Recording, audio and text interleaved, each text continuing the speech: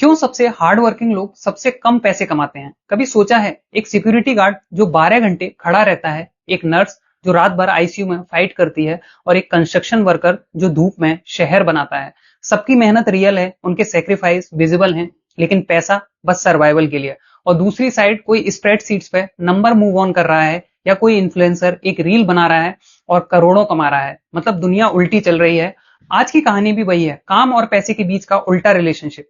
और मैं आपको ले जाऊंगा एक सफर पे जो शुरू होता है रिटेल स्टोर की क्राउडेड गलियों से और खत्म होता है बोर्ड रूम और बिलियनियर्स तक। तो सबसे पहले ये मिसमैच है क्या? सिंपल, दुनिया में एक मिथ है, जितना हार्ड काम करो उतना ज्यादा पैसा। रियलिटी बिल्कुल उल्टा। Retail, service, delivery, sanitation, farming, ये सब जॉब फिजिकली एग्जॉस्टिंग है। लॉन्ग आवर्स, लो पे और जीरो सिक्योरिटी। और फिर आती है कशी job, consulting, banking, big corporate, जहां प्रेशर है लेकिन कंफर्ट भी है। आपको एसी ऑफिस मिलेगा, पेड लीव मिलेंगी और सैलरी 10x। सोच के देखो, जो लोग सोसाइटी का बैकबोन है उनकी अर्निंग स्पाइन टूटने वाली है। पर ये गैप क्यों है? क्योंकि सोसाइटी रिवॉर्ड करती है प्रेस्टीज, प्रिविलेज और परसेप्शन, ना कि सिर्फ मेहनत।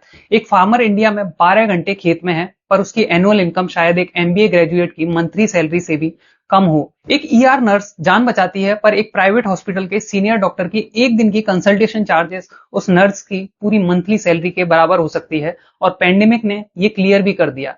Essential worker, delivery boy, sanitation staff, hospital ward boy, उन्होंने दुनिया चलाई, फिर भी उनकी सैलरी एसेंशियल नहीं बनी।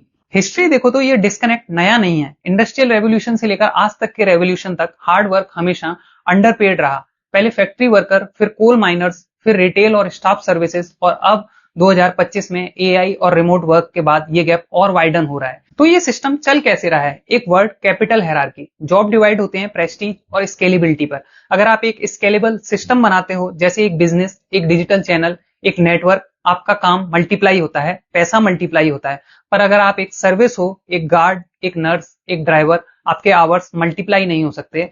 आप एक टाइम पर एक ही जगह हो और इसी वजह से पे स्टक रहता है। लेकिन इसका मतलब ये नहीं कि कुछ हो नहीं सकता। लोग अपनी स्किल अपडेट कर रहे हैं, साइड हसल्स और स्मॉल बिजनेसेस शुरू कर रहे हैं और टेक्नोलॉजी यूज करके अपनी अर्निंग और फ्लेक्सिबिलिटी दोनों इंप्रूव कर रहे हैं। तो नेक्स्ट टाइम जब आप किसी को बोलते देखो हार्ड वर्क से पैसा बनता है, तो सोचना किस हार्ड वर्क की बात हो रही है और किस सिस्टम की बात हो रही है।